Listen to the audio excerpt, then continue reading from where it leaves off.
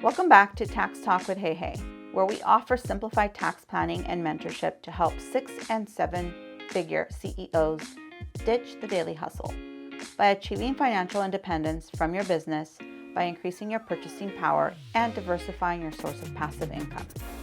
Through financial mentorship, realistic goal setting, and simplified tax planning, without having to hustle for the rest of your life, with the guarantee of the optimal roadmap to move you towards your desired time freedom. Welcome back to another episode of Tax Talk with Hey Hey. I am your host, Suhey Piedra, and today I am here with my sister Cruz and my sister Brisa.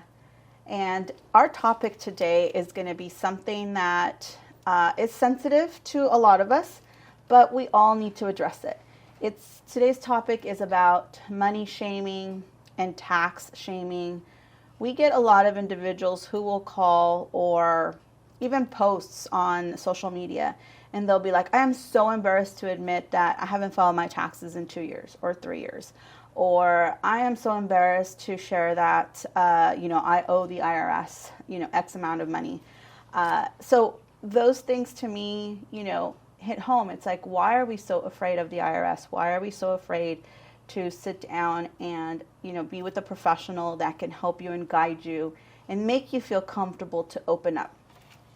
I like to guide my clients to success, right? I like to lead them to be able to be comfortable and educate them with their tax. I know tax is complex and confusing, but that's why you hire someone like us, someone like me that does this day in and day out and is like, this is a piece of cake. I got you. We got your back, right? Mm-hmm. But how many times don't we hear that from clients? Yeah. Right? And the fear of the IRS. They're so scared of the IRS. I'm like, look, the IRS is not bad, right? Yeah.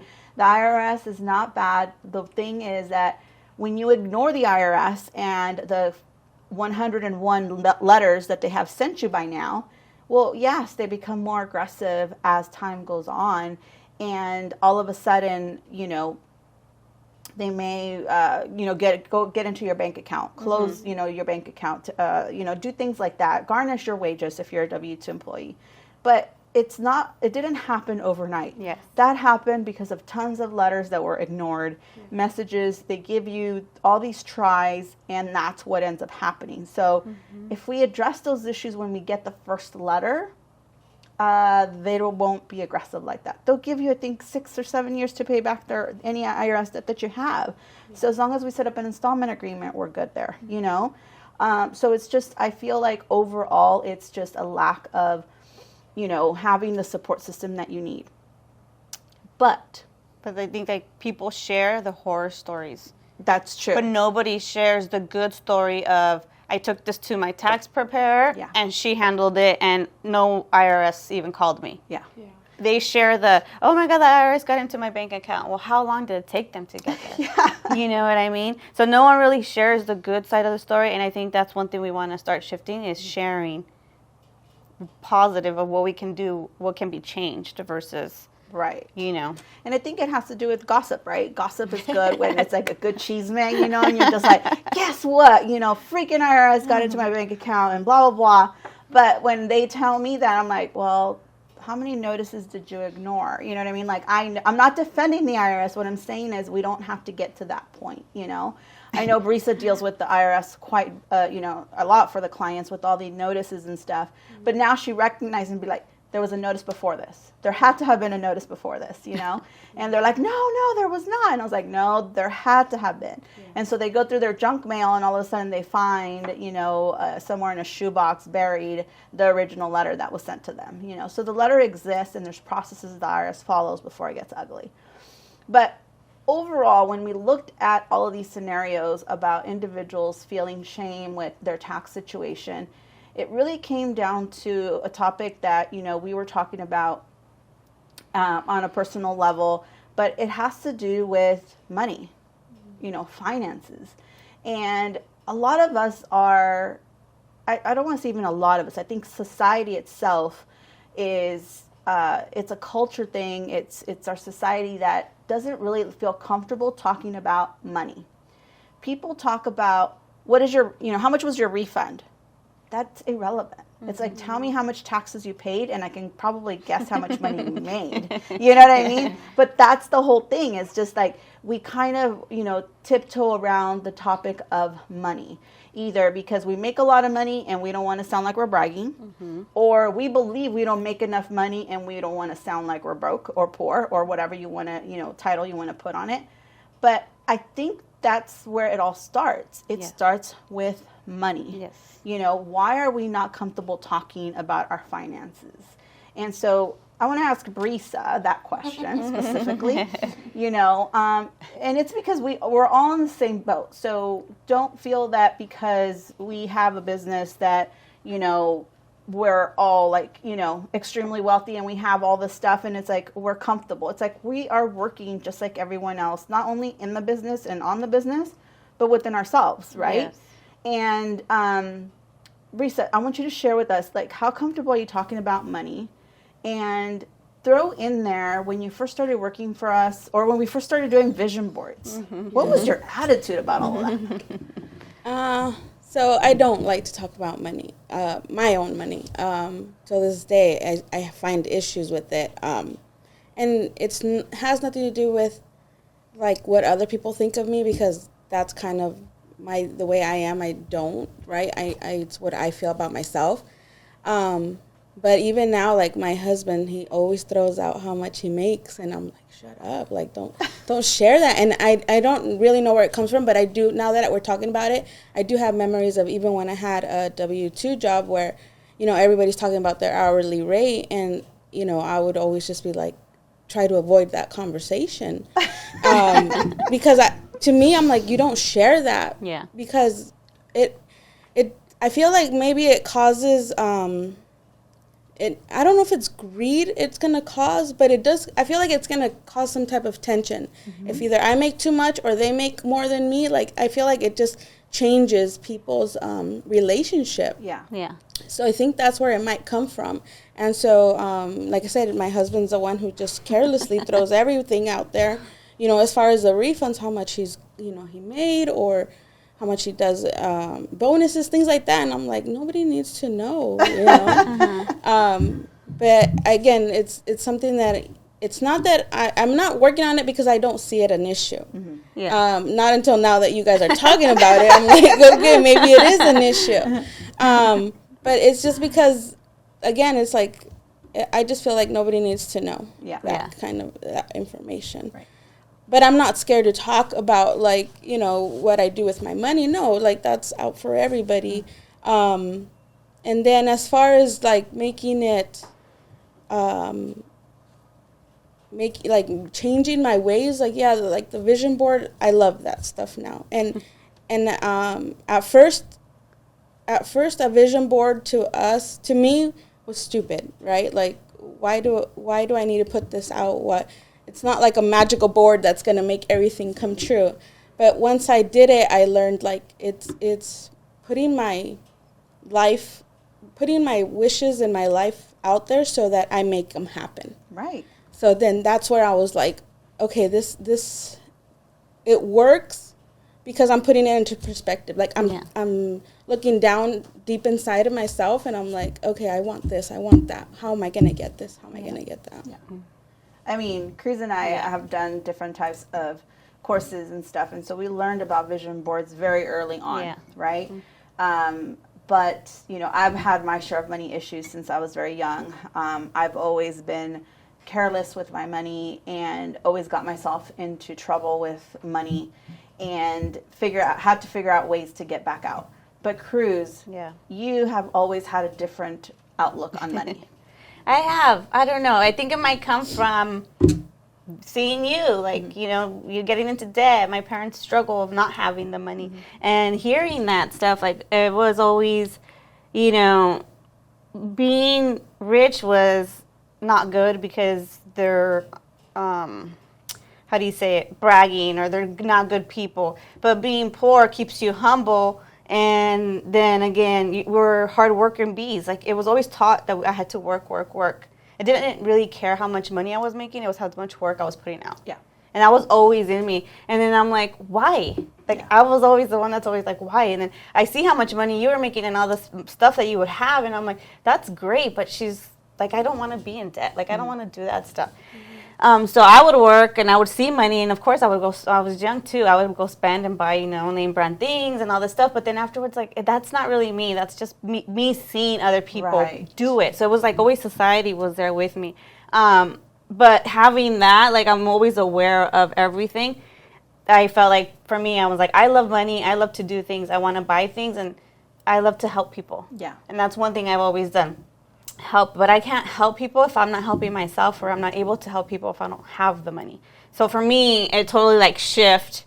At what age? Probably like right after my teenage years, and I would work fast food when I was younger. But that money, I would spend it before I even had it. Yeah. So then I learned that, and I'm like, why am I always living check to check? I'm like, and I'm young, and I don't want that. But that was in me with my parents. I was seeing that I was gonna be living that life, and I'm like, no, I gotta change that. Like, I do not want to live that check to check, and I want to help my parents. Yeah. I want to help my parents be better. So I need to make more money. Yeah. I need to do something to be able to help. So for me, I've always seen it as being able to love it, to have it. It's not a bad thing to have it because I'm able to do things with it.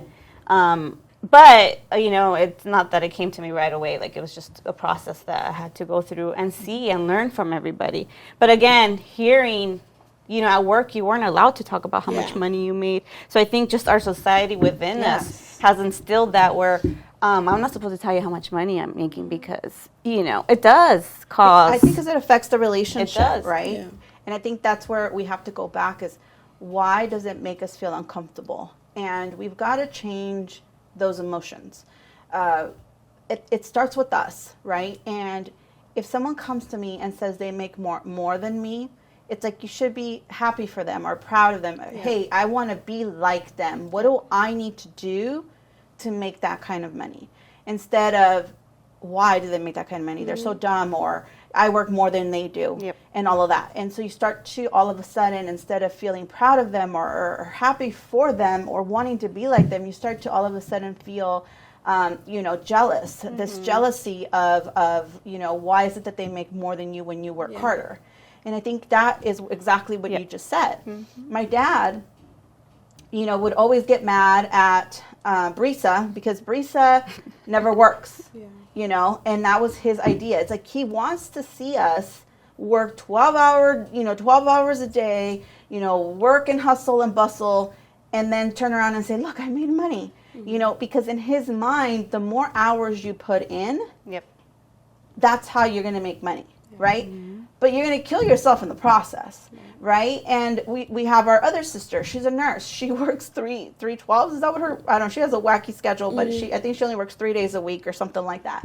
And he would be like, "Don't you work? Like, is this why you go to college so that you don't have to work as hard?" And it's like, Dad, like, she's still working just as hard as anyone else, except her schedule's a little bit different. But he wanted to see us go to work and, from sunrise to sundown. And it's like, that's crazy. But why? Because that's what he did. Yeah. Mm-hmm. Right? And I think that's where it comes from, the idea that we have to work so hard to make money, and that is not the case. Yeah. That is not how it has to be. It has to do with our relationship with money. Yes. And when we started to do the vision boards, we started doing the vision boards as an exercise for some course that we did or whatever. And I didn't think it was dumb or foolish or anything, but I was like, okay, whatever. I started putting all this stuff on there. It was very plain and simple. But the first vision board I did, I only put things on there that I knew I was going to accomplish. Like, for sure. Like, there was no doubt about it, right? Because I was like, I know I'm going to do this tomorrow. I know I'm going to do this next week or whatever. So those were things that were on my vision board.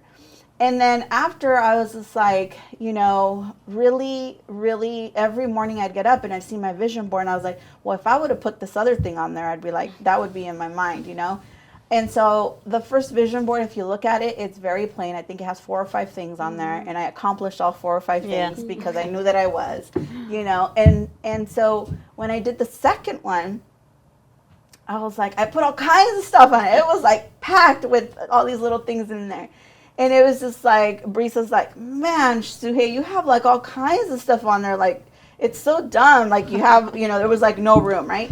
Why? Because I wanted abundance. I wanted just to accomplish everything, whether it came true or not. Like, I wanted everything on my vision board. And I took it to a different extreme. Now, when you look at my vision board, it's really what brings me happiness. Like, I really think about it, you know. It's like, what do I want to see accomplished throughout this year? You know, success, money, family, health, travel, whatever. But I'm a little bit more specific and mindful of what I put on there, because when I look at my vision board, I use it as a reminder of, hey, today you're getting up because you've got this goal to achieve. You know, you've got this direction to head. Remember, you wanted to do this. Remember, you wanted to do that. So I'm a little bit more careful what I put on there, but it's more mindful. Yeah. It's more thoughtful.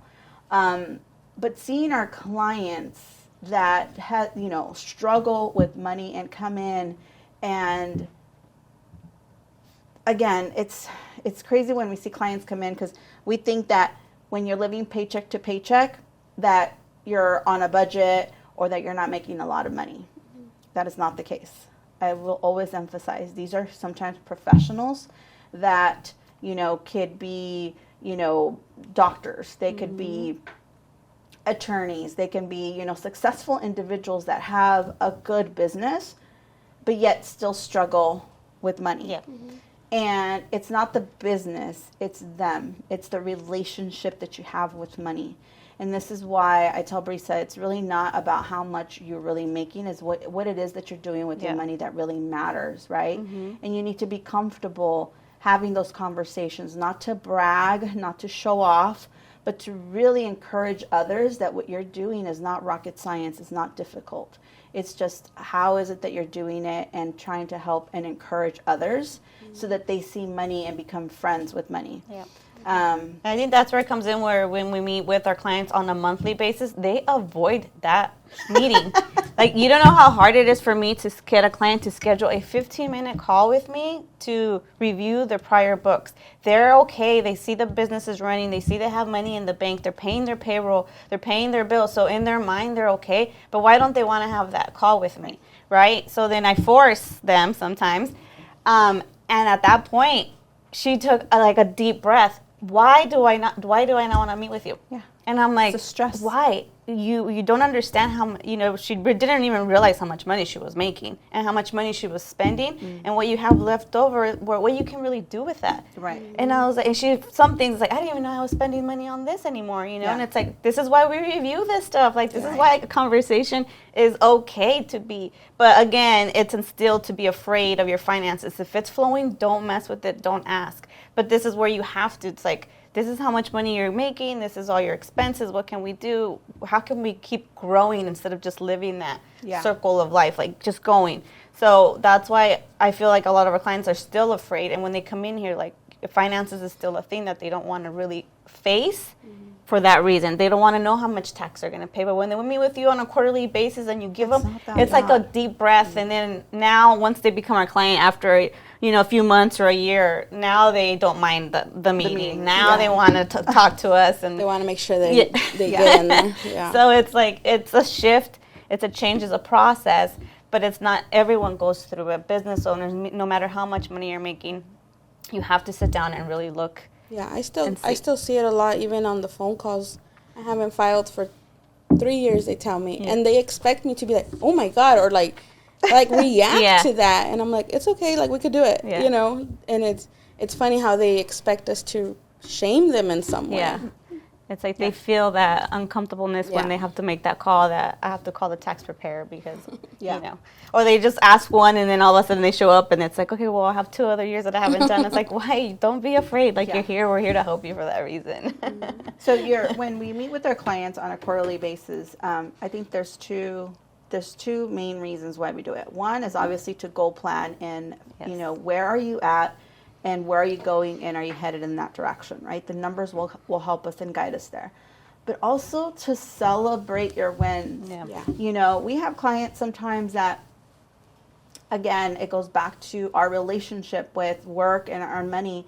But I have this client who work, right? And she didn't think she was making as much money as she was because of, just the changes that she's doing in the business. When she came in, she was telling me all the stuff, and then I said, okay, can you pause for a second? And she's like, yeah, and I'm like, I'm so happy and excited for all the changes you're doing, but can we celebrate the fact that you were making this the year before, and you've more than 5 times your income since the last time, since last year? And she's like, what? And I'm like, yes, you 5 times the amount of money you made last year at this time frame compared to today. She's all, how is that possible? I said, I don't know. It doesn't matter. The point is that the numbers don't lie, and it's the reality, right? But because she's caught up in all of these changes and chasing her dream and doing all these changes to the business, she never stopped to really smell the roses, right? Yeah. To look at her accomplishment. When I showed her that, she was just like, it wasn't just even a deep breath of relief, because I don't even think she noticed that she wasn't really making money. It was more of, yes, let me pause and really celebrate, pat myself on the back that all this hard work is paying off, right? And that's the important part for me. It's for me to, even if it's those 15 minutes or 1 hour that I get you for that day, it's for me to stop and show you these numbers so we could celebrate, and so we can continue focusing on where it is that we're going, that where are you taking this business so that you have a better, clear sense of direction, right? So to me, that is very important. But again, back to the relationship of money. Yep. Why are we so afraid of looking at our finances? Why are we so afraid of judgment? Yeah. Right?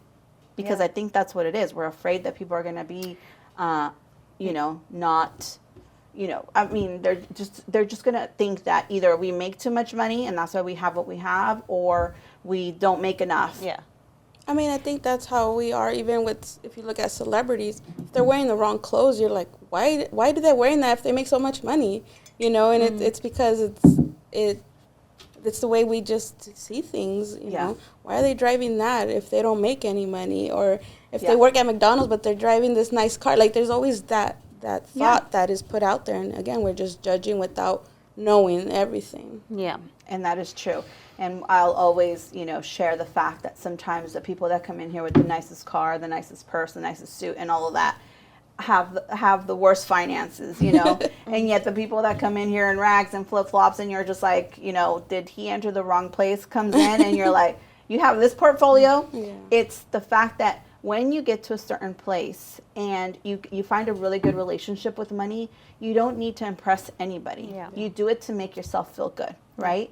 And do you really need, or do you really want to go spend, $5,000 on a purse, and yet you're like, I can do $5,000 better and put it to work somewhere else, right? Yeah, exactly. So when you start to feel that relationship with money, you know that you can care less that somebody sees you in, flip-flops or, a dirty purse or whatever, versus what you have invested in the wealth that you're growing. You don't care. You don't need anybody's approval. You're comfortable with who you are, the decisions you're making, the money that you're making, and you don't need anyone else's approval. But that relationship needs to be something that you need to iron out. Yeah. And it doesn't come easy. It takes a while. You go back to it all the time. I have friends where I talk to, and the business that I am in and the things that I'm doing, I feel like sometimes I'm bragging because they work an 8 to 5 or a regular job and day by day, and I'm sharing the things that we're doing or the stories and how, I'm doing certain things financially. It looks like I'm bragging. I feel sometimes like, oh, I'm bragging. It's not like they tell it to me, but sometimes like their comments or faces, I feel like, oh shoot, like they're judging me so I can't share. I shouldn't say that around them. But then it's like, okay, well, who do you really should be hanging out with? I want to know what that person over there driving that car, or what are they doing? Find out the details before I judge them, because I want to drive a car like that too, if I do, So it's like you just start thinking these things, but it's shifting. And then sometimes I go back again, like when we're sharing certain things, it's like, oh, maybe I don't want to talk about that to this person, but then I'm like, well, why? Who cares? Yeah. I'm doing it. They could do it too. And maybe you'll find that person that you motivate to be like, well, what are you doing? Because I want to be just like you, but again, in our mind, sometimes I fight with myself because it's been in me not to share how much money I make. Yeah. I'm not allowed to talk about, the wages and stuff like that. And people say, oh, you are a business owner, you don't understand 9 to 5. Like, no, yes, I do. I came from that, and I decided not to do a 9 to 5. You know, do I work the business? People think, oh, you really don't do anything. Yeah. Dude, like there's times where you're working all day long. We're 24/7 now. 20, you know what I'm saying? Like it's different. But again, it's how much time we want to put into it, how much, you know, and making that relationship okay. We all need to be like Victor and just blurt it all out. I'm always like trying to pick his brain. I'm like, why is it that you're so comfortable with it? And then what I love about him too is like, he's like, there's no greed in his eye. Like when somebody's doing something, he's the first one to pat their backs. Like, oh, you know, like congratulations. And I'm like, do you not feel that greed? Like, how does he have that and we don't? You know? And it's like, he just doesn't. And so I always pick his brain. I'm like, why are you there? And I want to be there too, you know? Yeah. Mm-hmm. But I mean, it's a good, you start to notice it, so it's a good thing to work through so that you are there as well. Yeah. You know, when, I think it was last year when we joined the club, the We All Should Be Millionaires club, I promoted that book online. I was telling everybody, like, you guys have to read this book, right? Because, you know, Rachel Rogers, you know, not just because she, you know, became our coach and stuff like that, but in that book, and when you watch her, and you listen to her and you follow her, she just talks about things and makes it normal. Mm-hmm. She will talk about money and make it normal. She will talk about things she doesn't want and make it normal. She will question you and ask you questions. And she's just like, just say it. Like, why are you afraid? Like, just tell me what it is, you know? And she makes it normal. She says, you know, she really does believe that we all should be millionaires, right? That we all should have success and an abundance. And be able to do and accomplish whatever it is that we want to. And I love hanging out with her when we're at retreats because she's talking and anything you tell her or any problem that you may be having, she's so quick to just be like, just do this. Mm-hmm. And I'm like, but no fucks given, just do it. You know what I mean? And I love that because she wants you to be comfortable with money. Yep. If your relationship with money is good, you're not going to care. You're going to take care of the IRS. You're going to take care of your payroll taxes. You're going to take care of your employees. You're going to take care of everything else. And I truly do believe that. The more success we build, the more we can help others, right? And that's what we need to focus on, is that if you are successful or you're wealthy, it goes down to your values. That's what I wanted to talk about, is values, right? Because if you are good now, imagine yourself with a whole bunch of money. How much good wouldn't you do in this world? Yep. How much good wouldn't you be doing by helping others? And there was a really cool comment that I heard on a TikTok that I was following. And this business owner is up on stage talking about how much he charges for garage doors or something like that. And it was like $3,000 for my garage door. And somebody in the audience is like, how do you sleep at night when you rip people off because I only charge $500 for garage doors? That's what he says, right? Something like that. And I'm not saying the numbers correctly, but it's something like that. And the guy on stage goes, how do you sleep at night knowing that your receptionist has a beat up car, no 401k benefits, no health benefits, all of this stuff, right? He goes, because you're charging $500. He's all, go see my administrative assistant, my receptionist. They all have health benefits. They all have, 401ks. They all drive, reasonable cars. Like, they are taken care of because they have a reasonable salary that they can have a lifestyle that, is comfortable because he's able to charge more, right? Mm-hmm. And so, again, when we are over here nickeling and diming, and when we're over here not knowing how to manage our funds, what ends up happening is a trickle effect. Who else is under you? Your kids, your family, your staff, all of them suffer. Mm-hmm. It's not just you. So if you're a good person and you want to do good, you're going to do good whether you have a little bit of money or a lot of money. Yes. But wouldn't you do more with a lot of money? Yes. Mm-hmm. So it's about that relationship, being comfortable with money, having that abundance belief, and, keeping true to your values that will definitely allow you to do more with what it is that you have. Yeah, exactly. Right? Mm-hmm. So, to me, I feel that since the beginning when we started our business, our main goal was to be able to help. Exactly. We wanted to do more. We want to help our clients. We want to, help our parents. We want to help ourselves. We want to do all this stuff. And so that idea became instilled in us that we want to help And every time we do something, it's not like, oh, I made this much money. It's like, great, now what do we get to do? Exactly.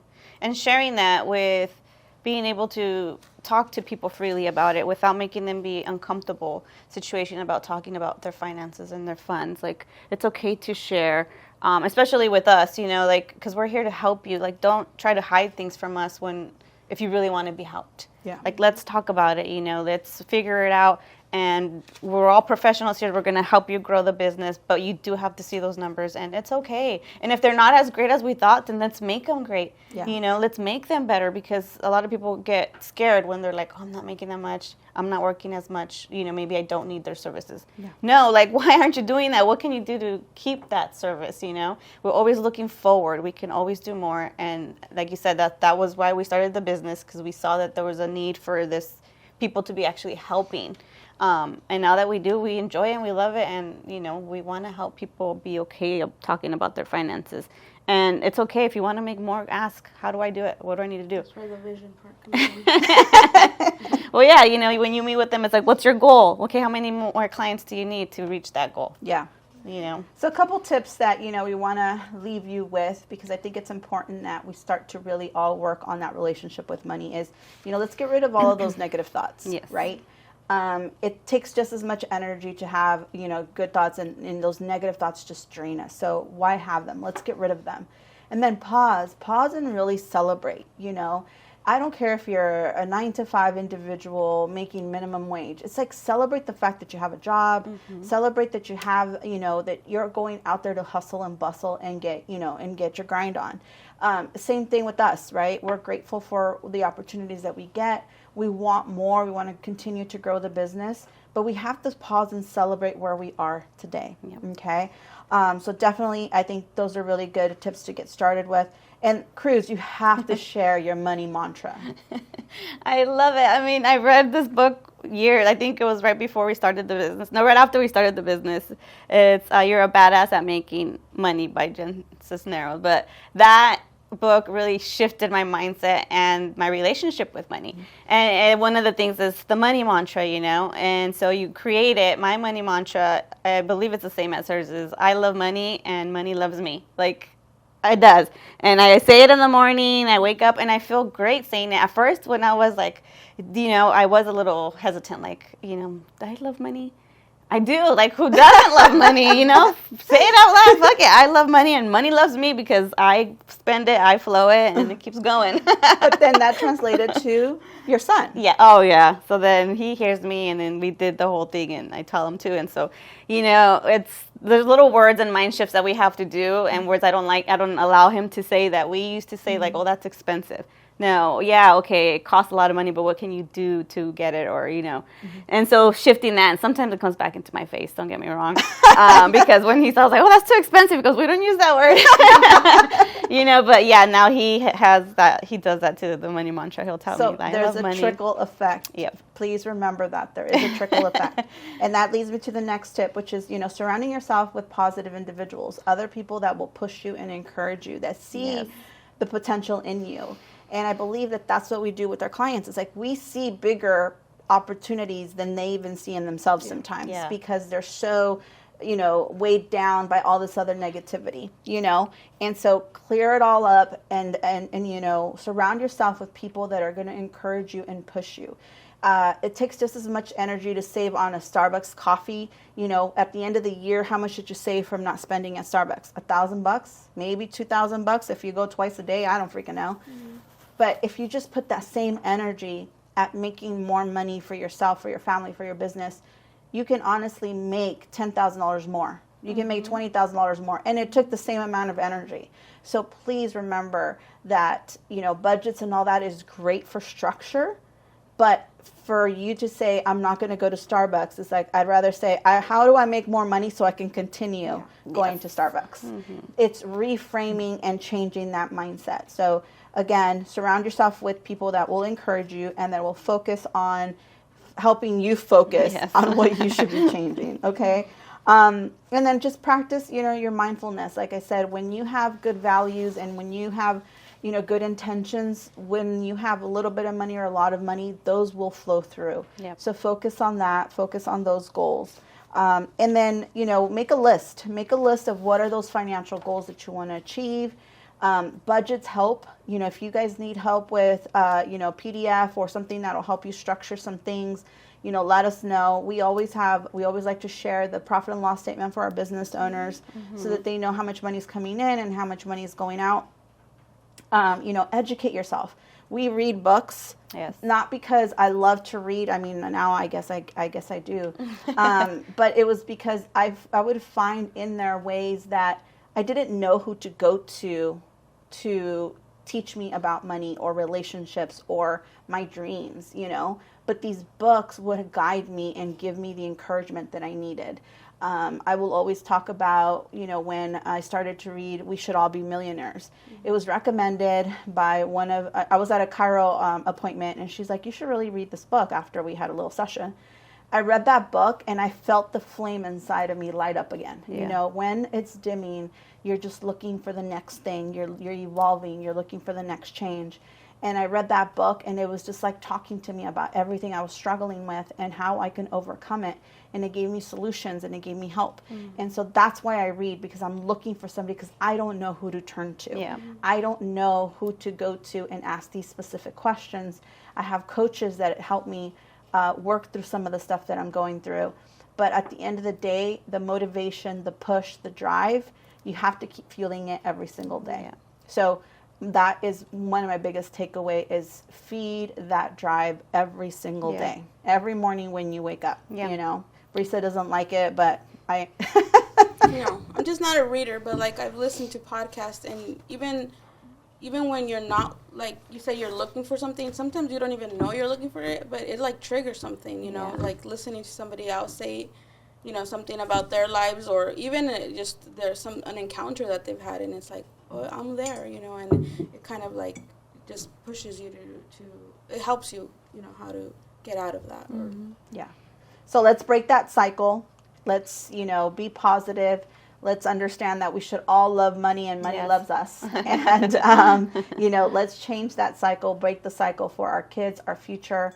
And please, join us for the next episode, where I will be talking about a little bit of ways that we can talk to our kids, our young ones, about money and taxes and things like that. But thank you for joining us today. Please follow us on Instagram at prominence.services. And our website is prominencebusiness.com. Until next time. So if your mindset is ready to excel to the next level, and you want to give up the multiple hats to a business who will support you, then schedule a call with us today. We can be reached at 626-825-8249. Please give us a review and share us with your friends and family.